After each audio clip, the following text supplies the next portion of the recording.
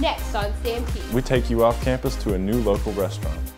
In sports, we've got updates for men's and women's basketball, baseball, and finals from the conference swimming.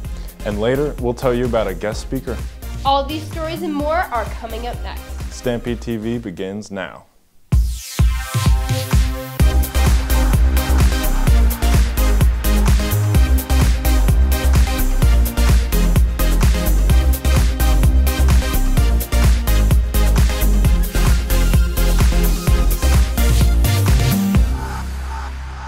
Welcome to Stampede TV. I am Amy Shoemaker. And I'm Aaron Doolittle. Dr. Amy Linneman was on campus this week to take on the challenging topic of ethics and alterity in the body of Christ. Dr. Linneman spoke at Tuesday's Convo and at an SFP event hosted in Sub 7. Linneman is a child advocate, scholar, and roller derby enthusiast that shared how her experiences have helped shape her role in the body of Christ.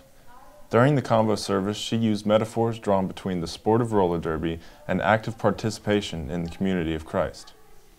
Dr. Linneman brought her expertise and lively attitude to both Convo and the SFP event. She attempted to give students and faculty a game plan to improving their individual walk with Christ. Dr. Linneman hopes to come back and speak again soon. In February 2020, Milligan's Art Gallery will host its first Master of the Arts and Humanities thesis exhibit. Colin Hawley, a class of 2017 Milligan alumnus, is presenting his MAH thesis titled Impersonal Sight.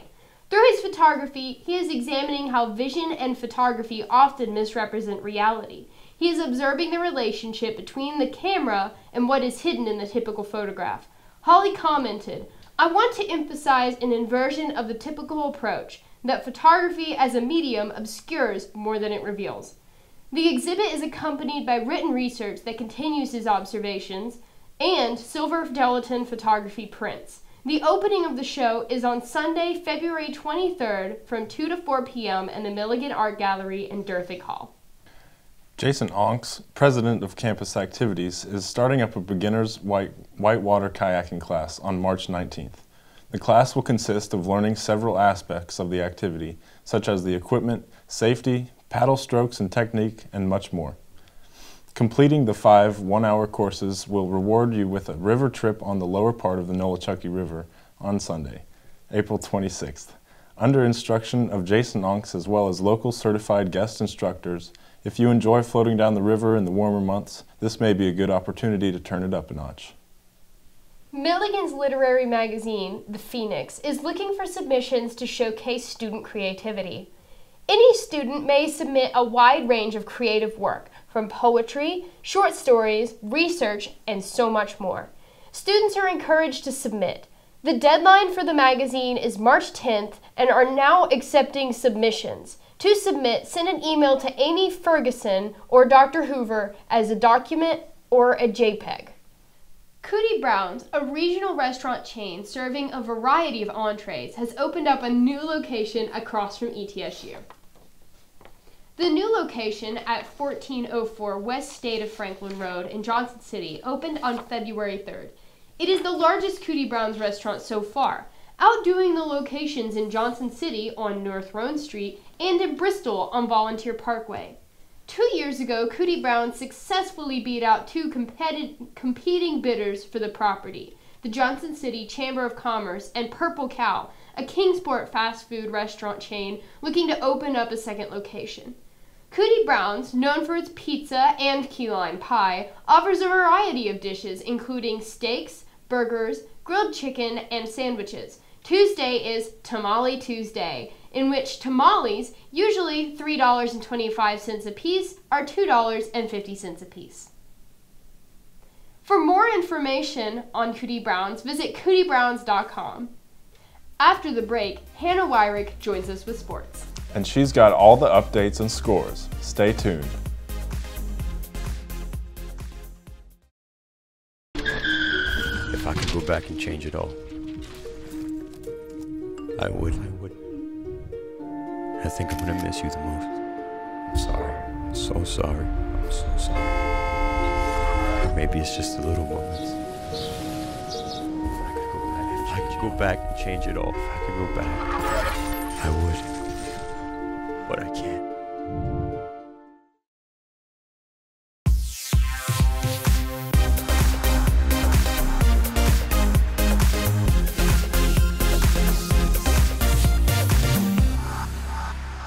It's been a busy week for the Buffaloes in sports. Men's and women's basketball are in AAC matchups, the swim team competed in the conference meet, and baseball hit the field after a long stretch of rainy days. First, let's get the latest scores from basketball. The men's basketball team fell on the road in a conference matchup Wednesday night against Columbia International University, with a final score of 79-48.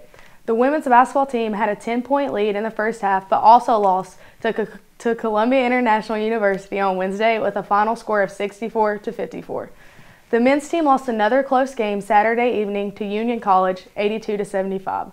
Four Buffs scored in double figures, led by senior Tyler Nichols with 17 points. Haley Pageant and Kaylee Gose combined for 34 points and 13 rebounds on Saturday, but the women's team also lost another tough game to Union with a final score of 74-57. Both basketball teams look to bounce back tonight as they hit the road to take on Bryan College. Milligan College will also recognize senior members of basketball, cheer, and dance on Saturday, February 22nd, as the last home game takes place in Steve Lacy Fieldhouse at 2 and 4 p.m. The Milligan College swim team finished in third place in the Appalachian Athletic Conference Championships on Saturday at the Aquatic Center in Kingsport, Tennessee. The Buffs finished with a combined team score of 945.5 points, with the women accounting for 447.5 of those points and the men accounting for 498 of those. Senior Maggie Halloran was named co-female swimmer of the meet. Up next, Milligan will begin preparing for the NAIA Swimming and Diving National Championships, which is being held in Knoxville, Tennessee, March 4th through 7th. Milligan softball was scheduled to play on Wednesday, but despite the rain, their games were postponed to a later date. Milligan baseball has hit the ground running this week by playing in a total of 5 games. On Wednesday, the team stuck to their original schedule and played at TVA Credit Union Ballpark. The team's baseball pitching staff combined for 15 strikeouts in a 15-7 victory over Alice Lloyd College on Wednesday. This marked Milligan's 5th straight win. Saturday, the team clinched their 6th straight win against number 9 Indiana Tech at Dobbins-Bennett High School with a close and final score of 2-1. Later in the day, the Buffs didn't quite come out on top and lost to the number 1 seed Tennessee Wesleyan. The Buffs put up a fight and only lost by 1 run with a final score of 10-9. The Buffs lost 2 more games in a doubleheader on Monday against number 11 University of the Cumberlands. The final score of the first game was 2-1, going all the way to 10 innings. The second game's final was 3-2. The Buffs are looking to bounce back with 2 wins on Saturday as they play a doubleheader against Shawnee State. And that'll wrap up sports for this week. Thanks, Hannah. And that's all for this edition of Stampede TV. For the latest news information, visit us online at milliganstampede.com. Or check us out on social media. Thanks for watching. I'm Amy Shoemaker. And Aaron Doolittle. Join us again for our next newscast on Wednesday, February 25th. Have a great rest of your day.